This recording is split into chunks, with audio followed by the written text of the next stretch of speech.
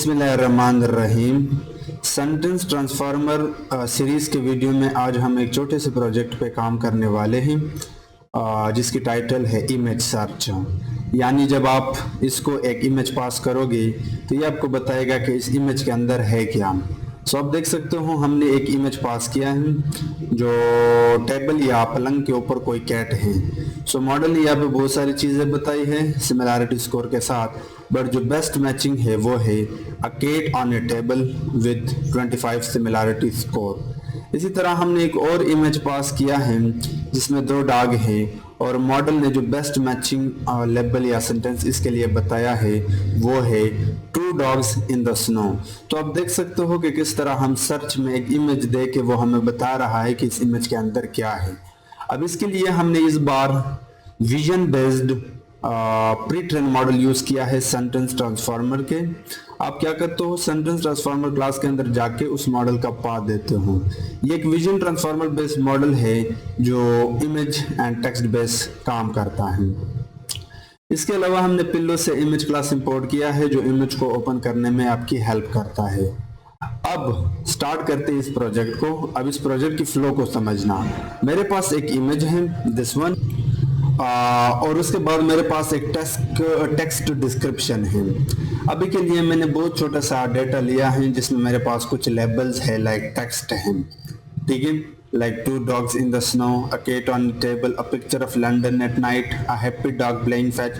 so ये वो label है या टेक्स्ट है जो मेरा मॉडल एक इमेज की एम्बेडिंग्स को रीड करने के बाद बताएगा कि कौन सा यहाँ पे मोस्ट सिमिलर है।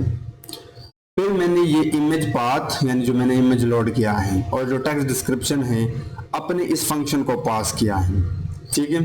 अच्छा, इस फंक्शन से पहले आप मैटप्लॉटलिब लाइब्रेरी को भी इंपोर्ट करना क्योंकि ये इमेज डिस्प्ले करने में हेल्प करता है। इस फंक्शन के पास एक इमेज और एक टेक्स्ट डिस्क्रिप्शन आ रहा है।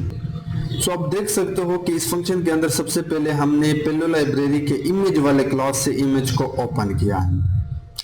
उसके बाद हमें चाहिए embeddings, mathematical representation of text description.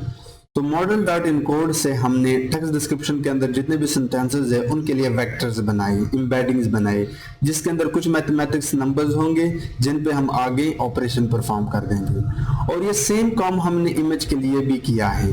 अब आपको आइडिया होना चाहिए जो भी इमेज आप देखते हो या उस इमेज के अंदर जो भी ऑब्जेक्ट्स आप देखते हो वो बेसिकली उसके पीछे पिक्सल वैल्यू होते हैं जिनकी रेंज 0 to 255 होता है।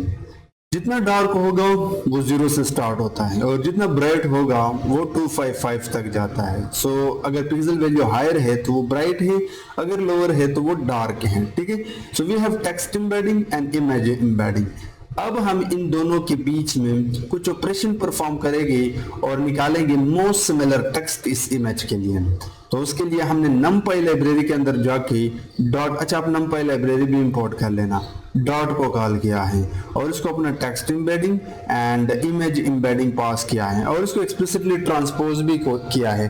ट्रांसपोज मैट्रिक्स में आप रो को कॉलम में कन्वर्ट करते हो जस्ट ऑपरेशन को और बेटर बनाने के लिए। And we have similarity scores dictionary. अब इस डिक्शनरी को हमने डिस्प्ले किया है तो उसके लिए मुझे एक लूप चलाना पड़ा, डिस्क्रिप्शन एंड स्कोर निकाला जिप के अंदर जाके।